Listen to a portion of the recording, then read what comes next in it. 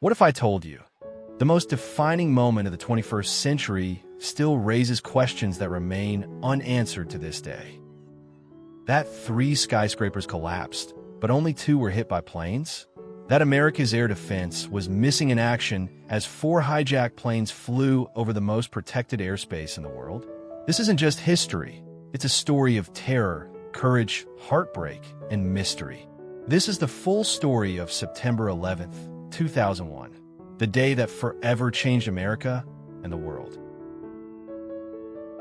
On a clear Tuesday morning, life in the United States seemed perfectly normal until it wasn't.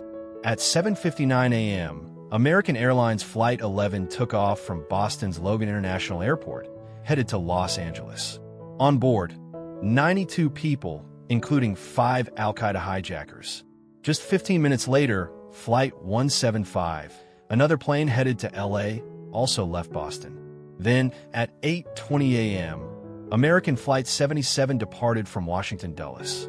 And finally, at 8:42 a.m., United Flight 93 lifted off from Newark, New Jersey. Within 45 minutes, all 4 planes would be under hijacker control. At 8:46 a.m., Flight 11 slammed into the North Tower of the World Trade Center. Initial reports called it a tragic accident, but at 9:03 a.m., the nightmare became undeniable. Flight 175 struck the South Tower. America was under attack. Chaos erupted. People trapped on upper floors. Smoke filled the skyline. First responders raced into buildings that others were desperately fleeing. Then, at 9:37 a.m., Flight 77 hit the Pentagon, killing everyone on board and 125 people inside. But it wasn't over. Flight 93, believed to be targeting either the White House or U.S. Capitol, never reached its destination. Passengers fought back. Heroes like Todd Beamer rallied with the words, "Let's roll." At 10:03 a.m., Flight 93 crashed in a field in Shanksville, Pennsylvania. At 9:59 a.m., the South Tower collapsed in just 10 seconds. The unthinkable was happening. At 10:28 a.m., the North Tower followed, vanishing into a cloud of dust and steel. But then, something else happened. Hours later, at 5:20 p.m., World Trade Center Building 7, a 47-story skyscraper, collapsed. Yet no plane ever touched it. The official explanation? Fires caused by debris. But many architects and engineers argue the collapse looked eerily like a controlled demolition. Could a fire really bring down a steel-framed skyscraper? There are still questions that haunt to this day. Why was NORAD, the U.S. Air Defense Command, unable to intercept any of the hijacked planes? How did multiple intelligence agencies miss warnings, including reports from foreign governments? And why were there suspicious stock trades on airline companies just days before the attack, betting they would crash? The 9/11 Commission report answered some questions, but left many others. Some believe the whole truth still hasn't been told. If you've made it this far, you care about history, and maybe you're asking questions too. Hit the like button, subscribe, and comment below. Do you believe we've been told the full truth about 9/11? Let's have a respectful and informed discussion. While the world watched the Twin Towers fall, something equally chilling happened hours later, but got almost no media coverage at the time. At 5:20 p.m., World Trade Center 7, WTC-7, a 47-story skyscraper not hit by any plane, collapsed in under 7 seconds, straight down into its own footprint. The official cause? Fire damage from the collapse of the nearby North Tower. But here's the twist. Never before in history had a steel-framed high-rise collapsed solely due to fire.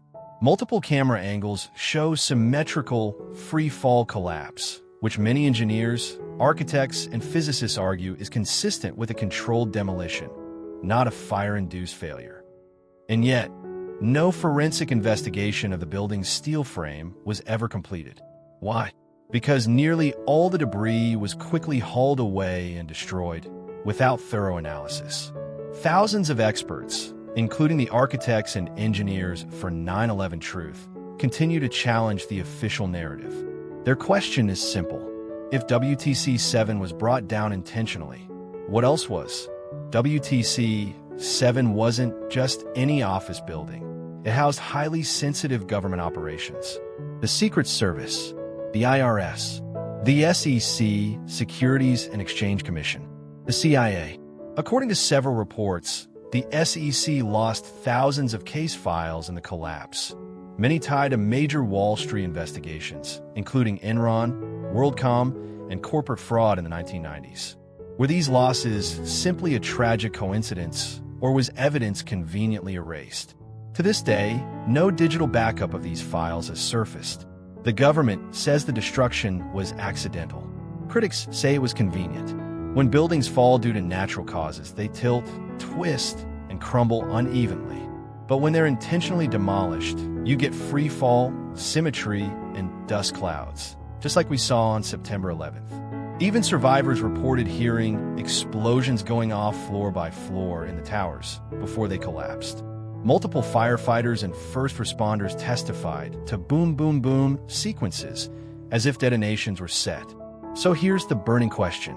Could explosives have been planted inside the towers before the attacks? And if so, who had the access to pull that off?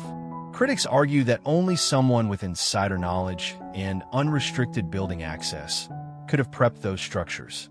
But these testimonies were heavily edited out of the final 9/11 Commission report and mainstream broadcasts. In the immediate aftermath, dozens of amateur videos surfaced showing strange anomalies. Flashes before the planes hit, odd explosions at lower floors before the collapse, muffled or muted explosions in broadcast audio. But by the time these clips aired on major news outlets, many had been edited, cropped, or altered.